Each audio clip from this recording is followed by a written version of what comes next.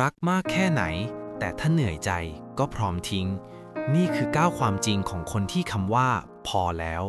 1. ไม่ใช่ไม่รักแต่เริ่มหันมารักตัวเองแล้ว 2. ที่เงียบไปไม่ใช่ยอมแพ้แต่คือคำว่าพอแล้ว 3. น้ำตาหมดไปแล้วตอนนี้เหลือแค่ความชา 4. ให้โอกาสซ้ำซากแต่กลับโดยมองข้ามความรู้สึก 5. ยิ่งพยายามวิ่งตามยิ่งดูไร้ค่า 6. การเดินออกมาคือทางรอดเดียวของการเซฟใจ 7. ไม่โกรธไม่แค้นแต่แค่ไม่เอาอีกแล้ว 8. ตัดใจนะโคตรยากแต่ถ้าตัดขาดคือจบทันที 9. ยอมถอยหลัง1 ก้าวเพื่อกลับไปเป็นคนเดิมที่ยิ้มได้อีกครั้ง